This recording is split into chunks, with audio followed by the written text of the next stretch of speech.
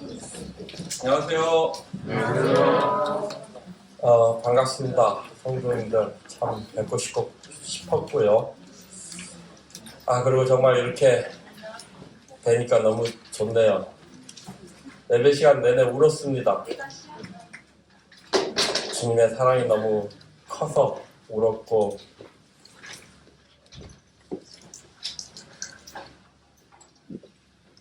사랑하는 성도님들 뵈니까 참 너무 좋았어요. 왜냐면 참 남아공에서 많이 힘들었거든요. 코로나 여러 가지 일로. 그거 이렇게 앞만 보고 달리다가 오래간만에 와서 좀 푹 쉬니까 좋더라고요. 자매하고 둘이 손잡고 올림픽 공원도 좀 걸어보고.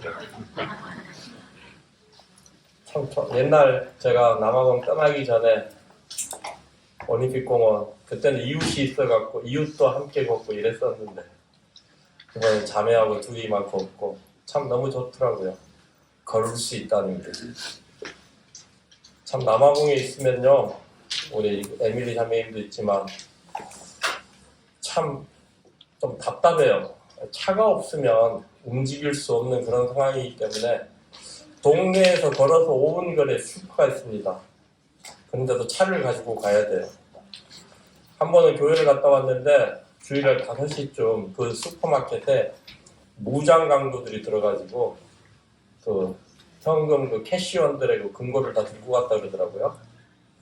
그 정도로 참 위험한 나라이기 때문에 잠시도 이 긴장의 끈을 놓칠 수가 없는 그런 나라입니다. 그런데 이곳에 와서 그냥 마음 평안하게, 어제도 이제 가족들하고 모임을 가지고 나서 집에 돌아오니까 9시가 넘었더라고요. 그 시간에 자매하고 야 가자. 그래서 이렇게 올림픽 그 시간에 이렇게 참 걸어 돌아다닐 수 있다는 게 성도님들 얼마나 행복한지 모르시죠? 참 이게 행복이에요. 근데 제가 남아공 가서 느낀 게 그런 겁니다. 참 평상시에 너무 감사할 줄 모르고 살았다. 여기 오니까 여러 가지 다 좋은데 특히 좋은 거 정전이 없다는 거. 요즘 남아공은요 2시간씩 일에 2시간씩 하루에 3차례 총 6시간 이렇게 정전이 되고 있어요. 근데 굉장히 더울 때거든요. 선풍기도 못 틀죠. 특히 이제 과학 같은 데 들어가면 정전이 되면요 이 전화기고 인터넷이고 모든 게 두절이 됩니다. 꼭 그럴 때 급하게 연락할 일이 생겨요. 그럼 참 사람이 도저히 연락할 수 있는 길이 없어요. 전화도 안 되죠. 인터넷도 안 되죠. 여기 와서 보니까 참 정전이 안 돼요. 너무 감사한 거예요. 그리고 차 없이도 살 수 있잖아요. 너무 감사해요. 그래서 참 아프리카 같은 경우 흑인들은 1시간, 2시간 걷는 것은요 그냥 예사로운 일이에요. 그냥 걸어 다닙니다.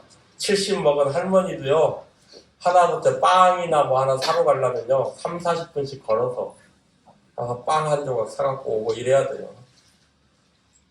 우리 그 모친님 한 분 계시는데 아마 관절염 같아요. 관절염. 온 뼈마디가 쑤셔가지고 제대로 걷지를 못하셔요. 아마 류마티스는 아닌 것 같고 이 관절염 같은 경우는 그런데 그러면 한 번씩 그렇게 아프시면 꼼짝을 못해요. 집에서요. 참 그런 모친님도 그렇게 아파도요 빵을 사려면 걸어서 빵을 사러 가야 됩니다. 참 이런 환경 가운데 있는데요 한국에 오니까 참 감사가 돼요. 근데 딱 안 좋은 게 2가지 있더라고요. 마스크를 써야 된다는 거. 남아공은 코로나 잊어버린 지 오래됐습니다. 그리고 한국은 아프면 다 공짜잖아요. 검사부터. 남아공은 본인 부담이에요. 어느 선교사님, 한국의 선교사님이 중환자실에 일 동안 입원했다가 결국 돌아가셨는데요. 병원비가 1억이 넘게 나왔어요. 그 다행히 그 선교사님은 집이 있어가지고 그 집 팔고 또 한국에서 이렇게 헌금 좀 보내주고 하셔가지고 병원비를 다 갚으셨어요. 그러니까 아파도요 검사 받으러도 못 가요. 그렇게 사는 거예요. 그래서 마스크 벗은 지 오래됐고요. 또 하나 공기가 참 답답하다는 거. 그게 정말 피부로 느껴져요. 그래서 참 그런 부분이 아쉽고 나머지는 정말 좋고요. 또 한 가지 제가 이제 남아공에 있다가 여기 오니까 저는 2011년도에 머물러 있어요. 모든 기술, 테크놀로지나 이런 부분들에 대해서 굉장히 신기해요. 그래서 오늘 아침에도 진이하고 집에서 한참 재밌게 놀다 왔어요. 진이야 너 영어 할 줄 아니? 재밌더라고요. 그래서 좀 시대에 뒤떨어져 있다라는 거 이런 것들이죠. 참 이 하루 세끼 굶지 않고 살아갈 수 있다는 게 얼마나 감사한 건지 모르죠. 제가 이 남아공이나 말라이, 모잠비크 가면요. 참 눈물이 없이는 그 사람들을 볼 수가 없어요. 의식주, 이게 해결이 안 돼요. 세 가지가 다 해결이 안 돼요. 참. 제가 이제 그 남아공 교회를 가다가 어떤 걸 봤냐면요. 교회 앞에 누가 먹을 걸 토해놨어요. 그걸 먹고 있는 사람은 직접 눈으로 봤어요. 얼마나 참. 말라에 가면요. 이제 선교사들이 이제 집회를 하잖아요. 그러면 이제 그 오는 사람들 이 식사까지 다 이렇게 부담을 해줘야 돼요. 식사비를 주면 특별히 저는 이제 그 닭고기 몇 조각을 줘요. 그래서 이제 닭고기 몇 조각을 먹잖아요. 먹자마자 내려놓으면 들고 나가요. 하루는 궁금해가지고 왜 저렇게 급하게 들고 나가나 했더니 저만큼 갖고 제가 먹다 남은 닭들을 다시 쪽쪽 빨았어요. 거기 붙어있는 살을 아주 깨끗이 뼈가 반질반질하도록 빨아먹어요.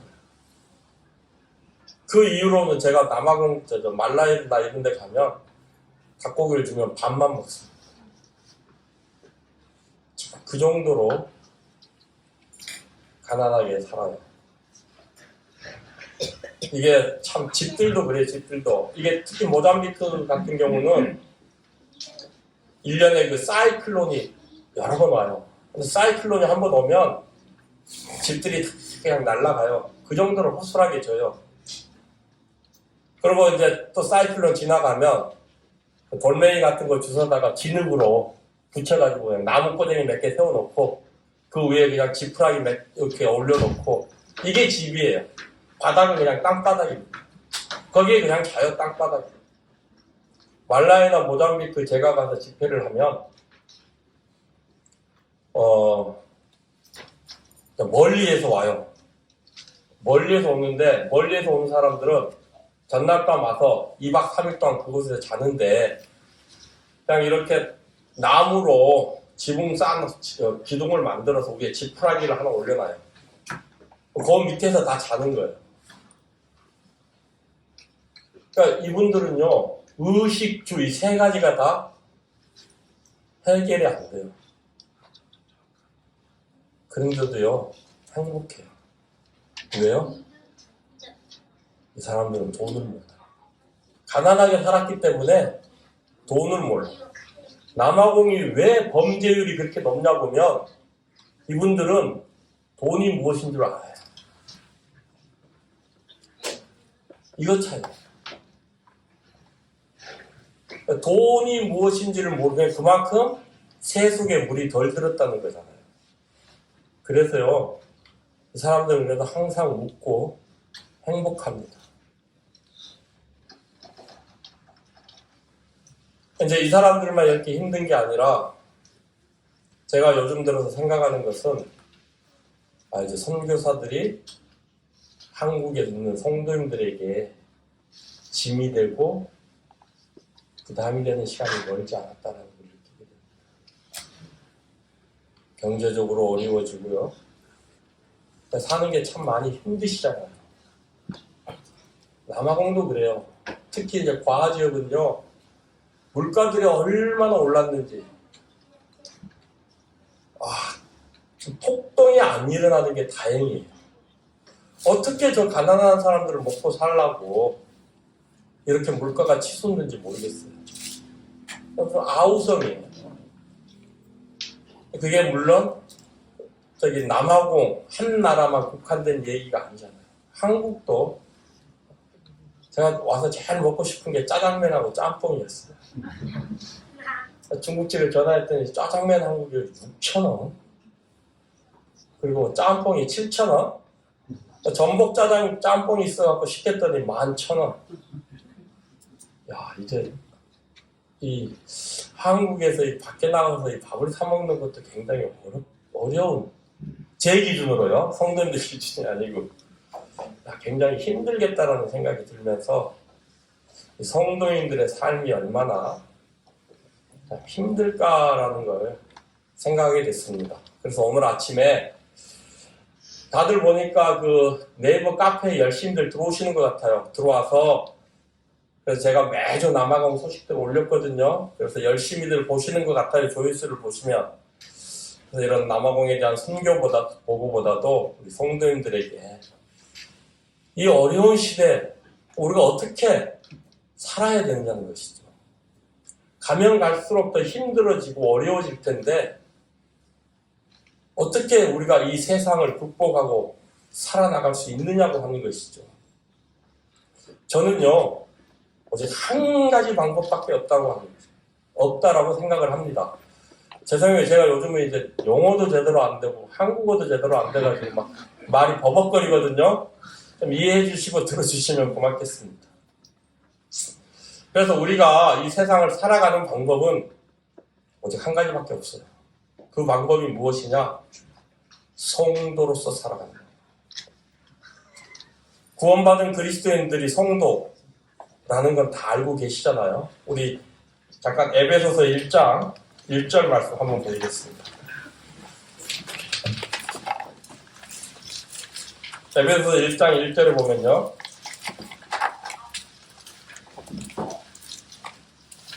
에베소서 1장 1절입니다. 하나님의 뜻으로 말미암아 그리스도 예수의 사도된 바울은 에베소에 있는 성도들과 그리스도 예수 안에 신실한 자들에게 편지하노니. 여기 보시면 성경은 구원받은 그리스도인들을 성도라고 이렇게 부르고 있습니다. 그런데요, 성경에서 말하는 성도의 의미에 대해서 제대로 이해하고 계신 분들은 그렇게 많지 않은 것 같아요. 우리가 이 어려운 시대에서 살아남을 수 있는 유일한 방법은요, 우리 그 이름에 걸맞는 성경에서 말하는 성도로서의 삶을 살아가는 방법, 이 한 가지밖에 없다는 겁니다. 여러분들 다 아시다시피 성도 그러면 거룩하다 이렇게 알고 계십니다. 네, 맞습니다. 근데 거기에 또 다른 뜻이 있어요. 어떤 뜻이냐면요, 첫째, 바쳐졌다. 하나님께 바쳐진 사람들. 그리고요, 하나님에 의해서 따로 분리된 사람들이고요, 하나님을 위해서 따로 분리된 사람들. 이게 성경에서 말하는 성도의 의미예요. 성도로 하면요, 첫째, 하나님에 의해서 죄로부터 분리되었습니다. 분리되었다라는 말, 이게 잘 이해가 안 되시죠? 우리가 하나님을 거룩하시다고 합니다. 거룩하신 하나님. 이 거룩이란 말이요, 죄와 완전하게 분리되었다라는 의미예요. 완전히 구별되었다. 그래서 하나님이 거룩하신 분이에요. 하나님은 죄하고 섞일 수 없어요. 그래서 거룩하신 분이에요. 그런데 성경은요, 구원받은 그리스도인들을 성도라고 합니다. 히브리서 10장에서 우리가 10장 10절 우리가 거룩함을 입었다라고 이렇게 말씀을 하고 있어요. 이 거룩이라고 하는 것은요, 죄와 완전하게 분리되었다는 것입니다. 이게 성도예요. 그래서 그리스도인들이요, 죄와 가깝게 지내면 안 된다는 것입니다. 하나님은요, 우리를 죄와 분리시키기 위해서 어떤 일을 하셨냐면요, 그 아들을 저주하셨어요. 갈라디아 3장에서 말씀하셨잖아요. 누구든지 나무에 달린 자마다 저주를 받았다고 말씀하시잖아요. 여러분, 이게 가능한 일인지 한번 생각을 해보세요. 저에게도 아들이 있습니다. 사랑하는 성도님들에게도 자식들이 있습니다. 우리 청년들 빼고. 근데 여러분과 원수된 그런 자들을 위해서 여러분들의 자녀를 저주할 수 있다는 것이죠. 하나님이 죄를 얼마나 미워하시는지 아세요? 아나니아와 삽비라가 거짓말했습니다. 자기 땅을 팔고 속였어요. 이게 전부다. 하나님 어떻게 하셨습니까? 둘 다 목숨을 앗아갔습니다. 하나님은요, 죄를 이토록 증오하시고 싫어하시는 분이에요. 왜요? 그분은 거룩하신 분이에요. 그분은 죄를 용납하실 수 없는 분이에요. 그래서 그분은 우리를 사랑하시는데 우리가 가지고 있는 죄로 인해서 우리가 하나님께 나아갈 수 없어요. 우리가 하나님과 함께 할 수 없어요. 그래서요, 우리가 가지고 있는 우리를 이 죄로부터 완벽하게 분리를 시켜야 되겠는데 그 방법이 하나밖에 없는 아들, 예수 그리스도, 그분에게 우리의 죄를 옮겨놓는 방법밖에 없었어요. 그래서 히브리서 103편에 뭐라고 말씀하십니까? 자비로운 하나님께서, 한글로 하나니까 잘 못되네요. 시편 103편, 우리의 죄를 따라 처치하지 아니하신 건가요? 시편 103편 보면요,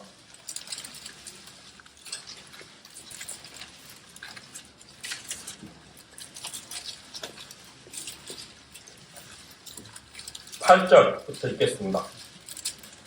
여호와는 자비로우시며 은혜로우시며 노하기를 더디하시며 인자하심이 풍부하시도다. 항상 정책지 아니하시며 너를 영원히 품지 아니하시리로다. 우리의 죄를 따라 처치하지 아니하시며 우리의 죄악을 따라 갚지 아니하셨으니.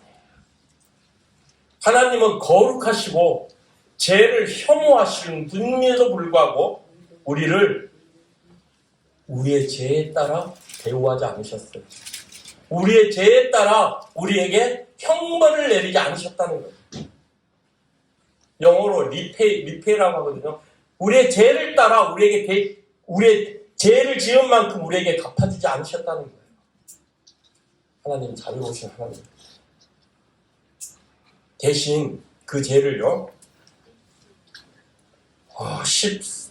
12절을 보면 동이서에서 모은 것 같이 우리 죄가를 우리에게서 멀리 옮기셨으며,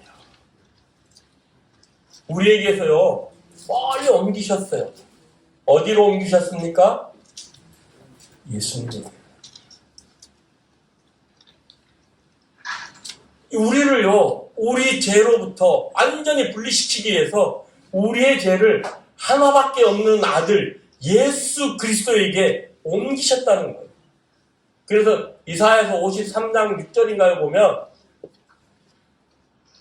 예수님으로 하여금 우리 죄를 담당하게 하셨다고. 이 담당이라고 하는 말이요, 영어 성경에 보면 예수님께서 우리 죄를 지고 가게 하셨다는, 우리 죄를 예수님에게로 두셨다는 거예요. 그래서 고린도후서 5장 21절에 보면요, 한글로 죄를 알지도 못하신 자로 우리 죄를 삼으신 것은 우리로 하여금 하나님의 의가 되게 하려 하시니라. 죄를 알지도 못해요. 죄를 짓지도 않았어요. 영어로 had no sin, knew no sin. committed no sin. 그분은 죄를 짓지도 않으셨고요. 죄를 가지고 있지도 않으시고요. 죄를 알지도 못하시는 분이에요. 그런데 그분에게 우리의 죄가 있게 하셨어요. 그래서 그분이 우리의 죄를 지고 가는 사람이 되게 하셨다. 우리 한국에서는 이런 표현을 잘 안 쓰는 것 같아요. 영어로 그런 표현을 많이 쓰거든요. 고린도서 5장 21절에 He became our sins bearer. 그분은요, 우리의 죄를 지고 가는 사람이 되었어요. 그래서 베드로전서 2장 24절에 친히 그 몸으로 우리 죄를 담당하셨으니 이는 우리로 죄에 대하여 죽고 의에 대하여 살게 하려 하십니다. 예수님께서 우리 죄를 친히 여기 이 담당하셨다는 말이요, 이 죄를 그 몸에 지고 가셨다는 거예요. 왜요? 하나님이 우리 죄를 그분에게 옮겨 놓으셨기 때문에 예수님께서는요, 우리 죄를 직접 그 몸에다 지고 가셨다는 거예요. 하나님은요, 우리를 죄에서 분리시키기 위해서 우리의 죄를 하나밖에 없는 그분의 아들, 독생자에 옮기셨어요. 그래서 한번 생각해보세요. 이 세상에 있는 모든 사람의 죄를 그 몸에 직접 지고 가셨어요. 십자가에서. 얼마나 고통스럽고 얼마나 무거우셨을까. 우리의 죄를 위해서. 우리가 그 은혜를 안다면 우리는 다시 죄 가운데로 갈 수 없어요.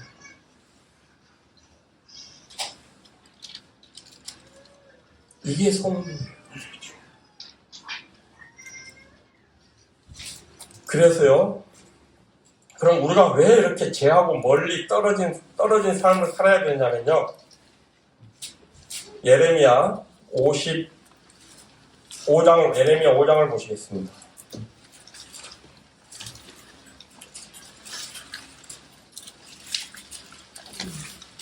예레미야 5장 보면요, 25절요.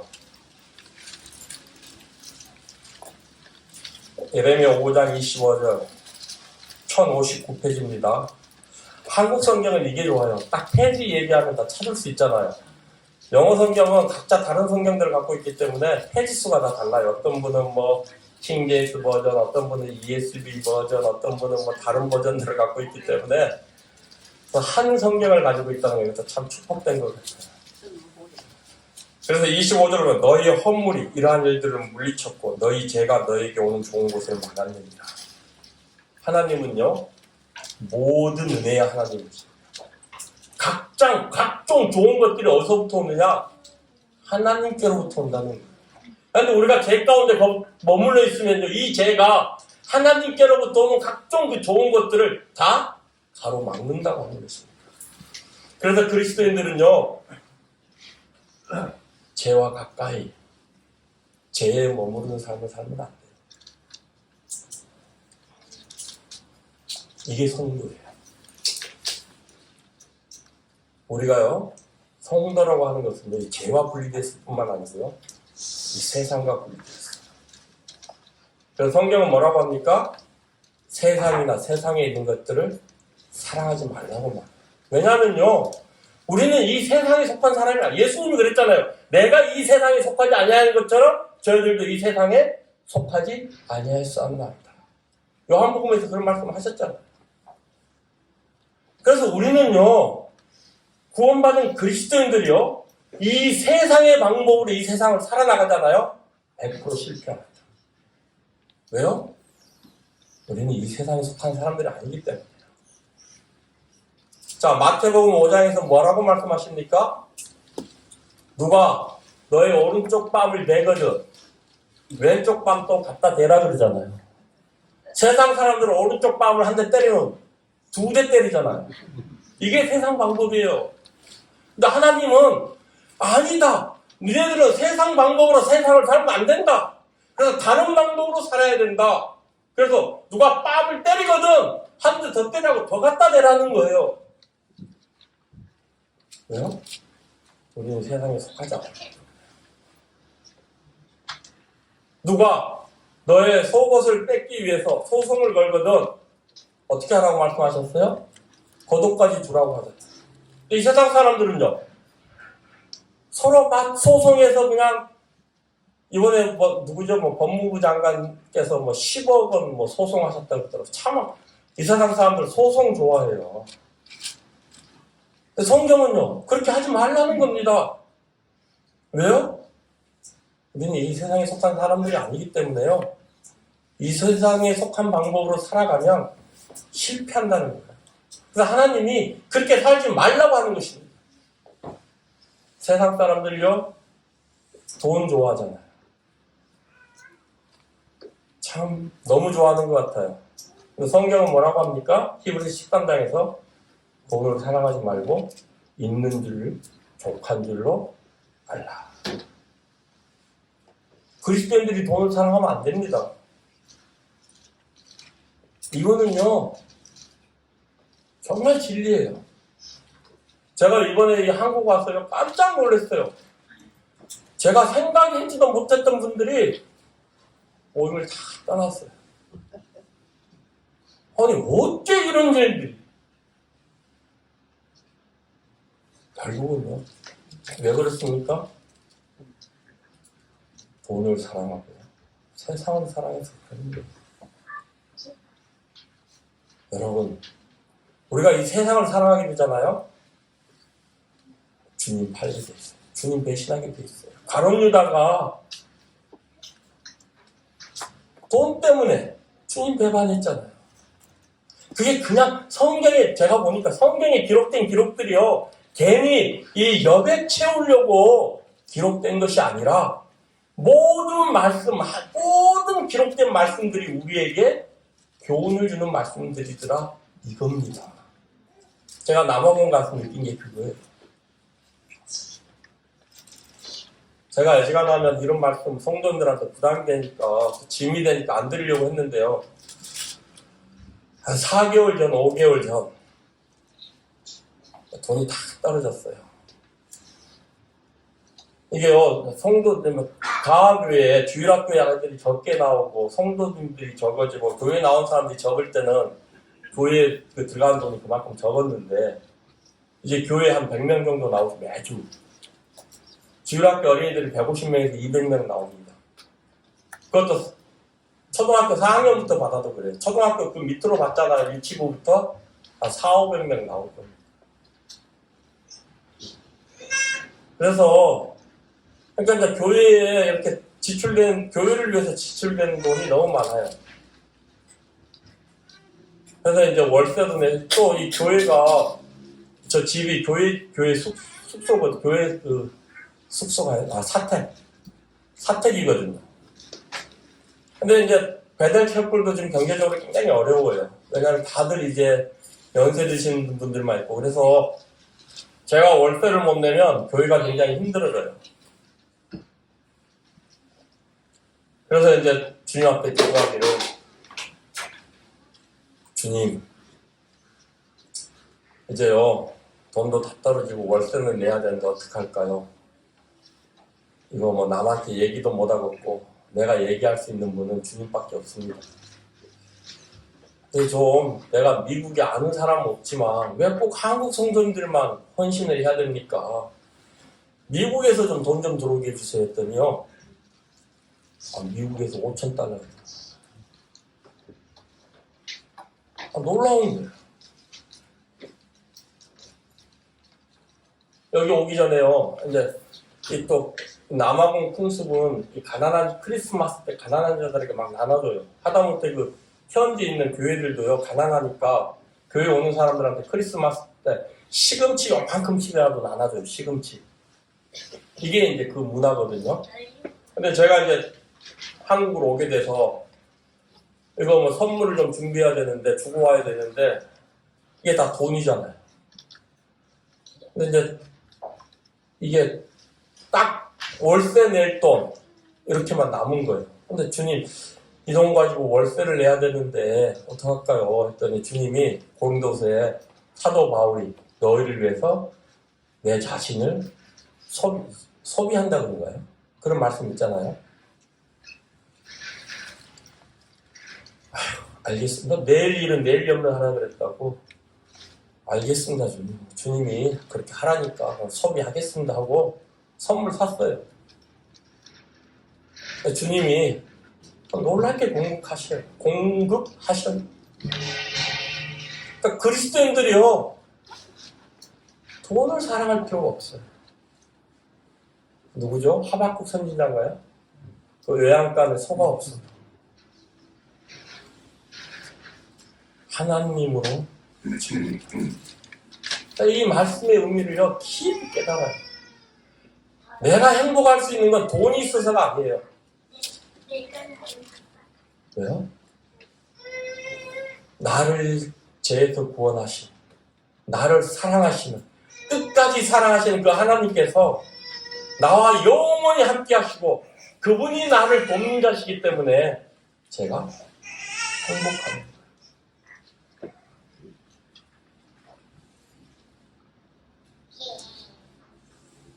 저는요, 이 물질적으로 필요할 때, 제가 봐도요, 그 남아공에 있는 선교사들 이렇게 비교해 보면 저만큼 물질을 많이 쓰는 선교사가 없어요. 그럼에도 불구하고 하나님께서 여러 가지 방법으로 채워주셨어요. 하나님의 방법. 여기 우리 젊은 청년 형제 자매들 많은데요, 직장 구하는 거요, 세상적인 방법으로 구하려고 하지 마세요. 아니요. 여러분, 자, 한번 봅시다요. 요셉이 애굽의 총리가 되려고 노력한 게 있습니까? 다니엘이 총리가 되기 위해서 본인 스스로 노력한 게 있습니까? 없어요. 하나님께서 인도하시는 대로 한 걸음 한 걸음 나아가다 보니까 어느덧 자기들이 총리가 되어 있는 거예요.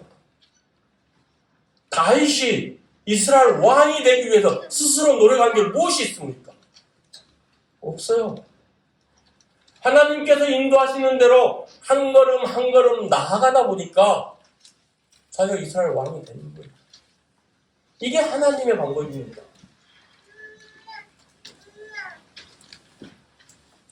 그래서 저는요, 참 수요일날 우리 김주찬 형제님 항상 어리다고만 생각을 했는데 벌써 키도 저만해졌고 등치도 이렇고, 참 간증하는데 많이 은혜가 됐어요. 우리의 비전이란 무엇인가? 하나님 말씀에 순종하면서 살아가는 것. 그게 우리의 비전인 것입니다. 다른 거 없어요. 우리가요, 이 세상에 있는 것들을 사랑하게 되면, 자, 우리 다니엘의 경우를 한번 보자고요. 그 왕이 신상을 만들었잖아요. 그리고 30일 동안 다른 신에게 구하는 자들은 어떻게 해요? 사자굴에 던져 넣는다고 그랬잖아요. 이게 세상의 방법입니다. 요즘 한번 보십시오. 길거리에 나가서 복음을 마음대로 전할 수 있습니까? 아니요. 왜요? 요즘 법으로 다. 우리가 성경에서 그 답을 찾을 수 있는 거예요. 모든 답은요, 성경에 있습니다.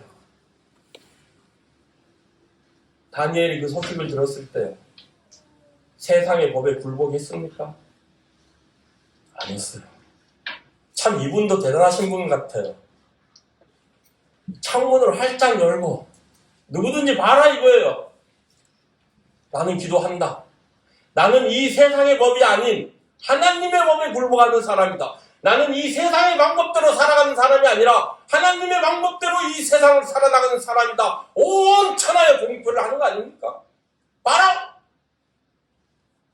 그리고 창문을 열어놓고 하루에 3번씩 하나님 앞에 기도했습니다. 예, 사자굴에 떨어졌어요. 그런데요, 죽었습니까? 아니요. 오히려 그를 고소하던 자들이 사자굴에 떨어졌죠. 이게 하나님의 방법이에요. 세상 법으로 살아가든 하나님의 법으로 살아가든 둘 다 사자굴에 떨어져 죽는다는 거예요. 사자굴에 빠진다는 거예요. 우리가 세상 방법대로 살아간다고 해서요, 사자굴을 피할 수 있는 게 아닙니다. 떨어져요. 뭐가 다릅니까? 우리가 하나님의 방법대로 살아가면 그 사자굴에서 하나님께서 우리를 구해주셔요. 그 세상 방법으로 살아가면요, 안 됩니다. 이게 하나님의 방법. 이게 성도예요. 제가 우리 참 과학교의 성도들을 보면 참 놀라워요. 고등학교 한 형제가 저에게 왔어요. 어머님이 돌아가셨으니 1년이 됐는데 고향이 더반이에요. 거기 있는 삼촌들이 빨리 오라고 난리가 났다는 거예요. 뭐 1주년 무슨 그걸 또 크게 하나 봐요. 흑인 문화에. 그래서 이 형제가 나한테 왔어요. 삼촌들이 오라고 난리다. 왜 그랬더니 어머님이 돌아가신 지 1주년 돼서도 기념 메모리얼을 해야 된대. 너는 거기 가면 뭐 하는데 그러는데 우상한테 절해야 되고 막 흑인 문화 할 땐 그래요. 그래서 너는 어떡할래? 안 갈랍니다. 너 삼촌들하고 하는 그런 너한테 엄청난 핍박이 올 텐데 그걸 견딜 수 있겠느냐 했더니 하나님이 계시지 않습니까? 안 가는 거야. 고등학생이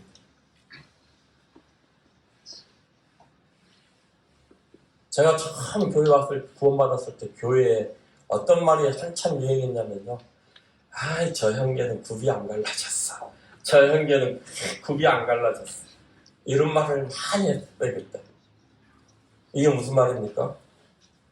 세상과 분리가 안 됐다. 이 형제는요, 나이는 어리지만 세상과 완전히 분리가 됐어요. 그래서 세상 사람들과 다른 방법으로 살아가요. 그 할머니가 지금 우리 교회에 나와요. 그 할머니 남편이 목사예요. 집에서 교회를 해요. 그러니까 할머니가 야, 네 교회가 진짜 교회야 하고 우리 교회로 오셔요.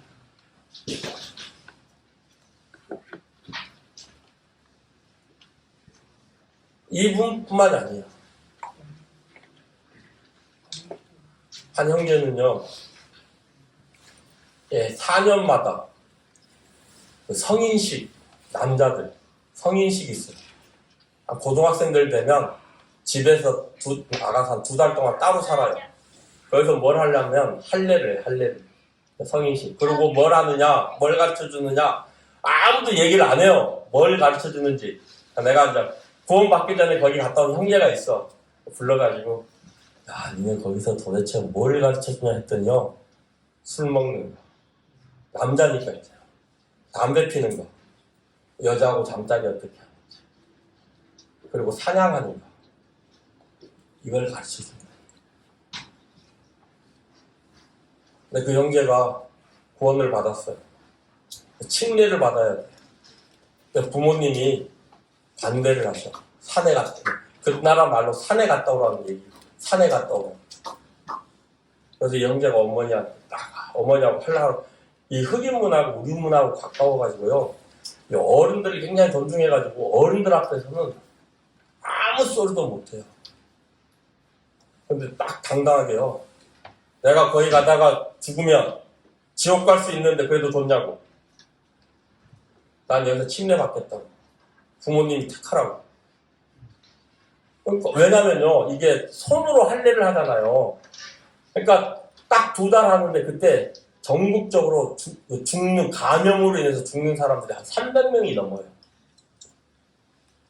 이게 감염돼가지고 소독도 제대로 안 하고 이래가지고. 그러니까 이 형제가 담당히 부모님한테 이래도 내가 가도 좋냐고, 가도 죽을 수 있는데 난 침례 받으러 가겠다 그러니까 아무도 못하는 거야.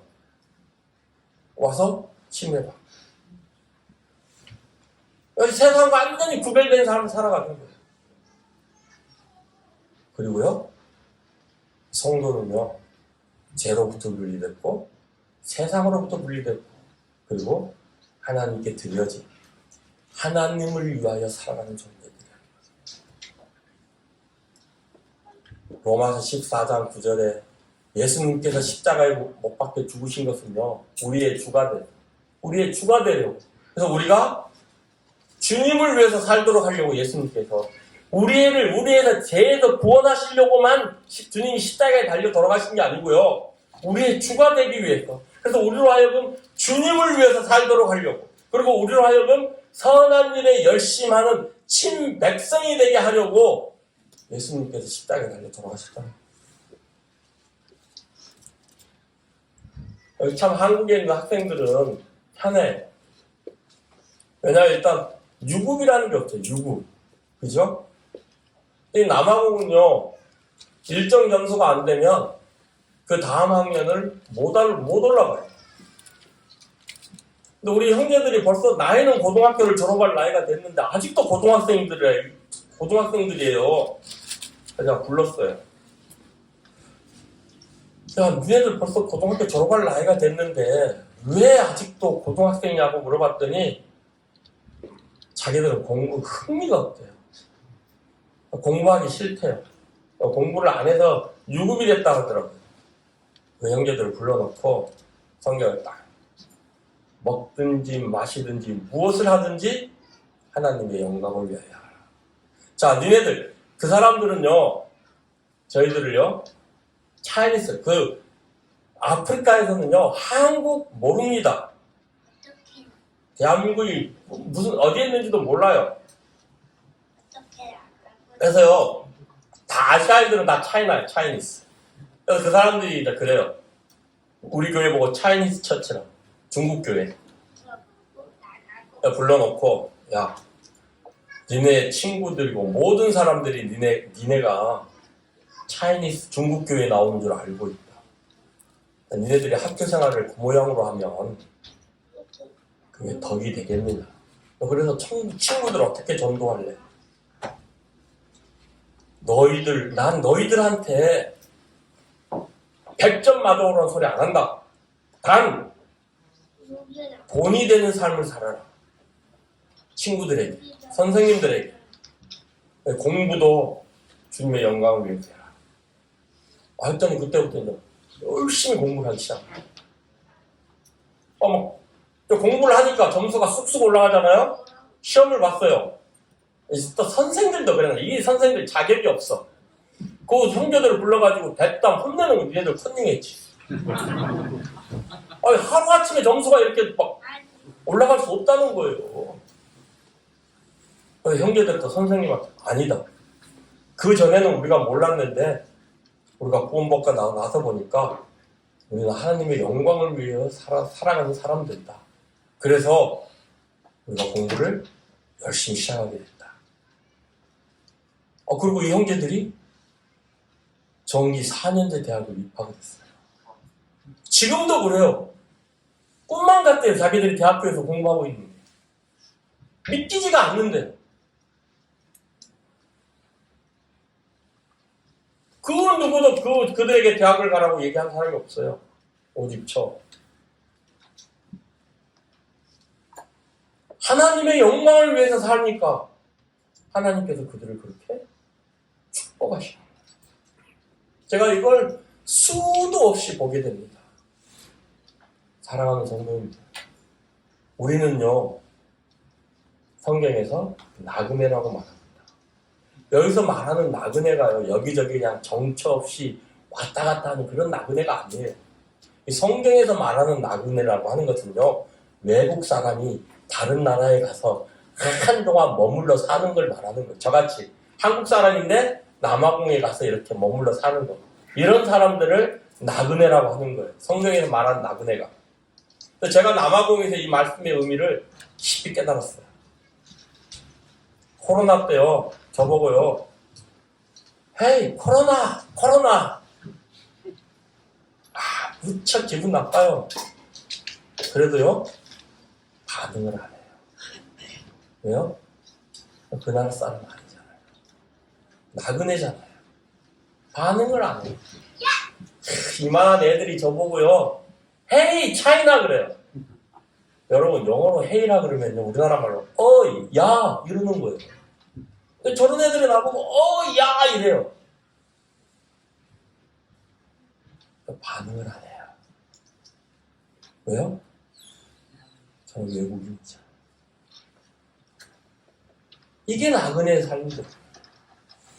거기 집값이 얼마나 오르는지, 주식값이 얼마나 오르는지 전혀 관심이 없어요. 왜요? 저는 외국인이잖아요.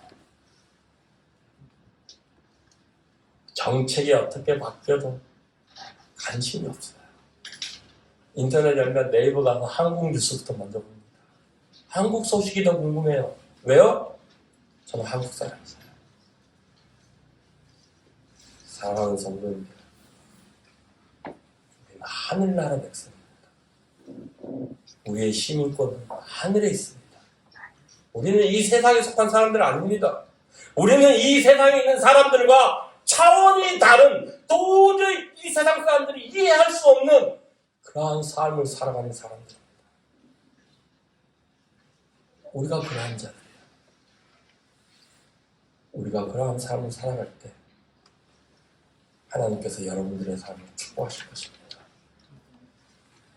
사랑하는 성도님들, 잠실교회 성도님이라는 자부심을 가지고 살아가십시오.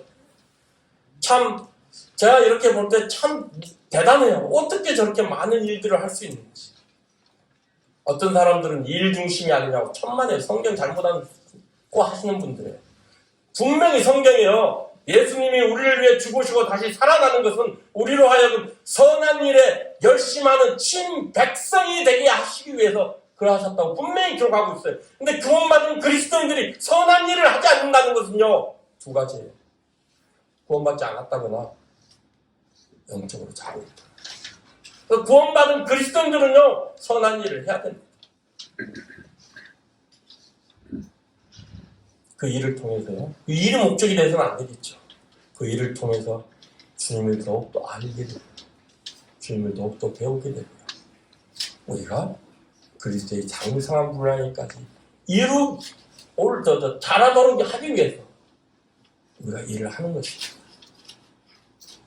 참 볼 때 잠실교회 소속이라는 게 자랑스러워요. 사랑하는 성도님들, 자부심을 가십시오. 어깨 피시고 성도로서 이 세상을 살아가시게 되기 바랍니다. 하나님께서 여러분들의 삶을 축복하실 것입니다. 고맙습니다.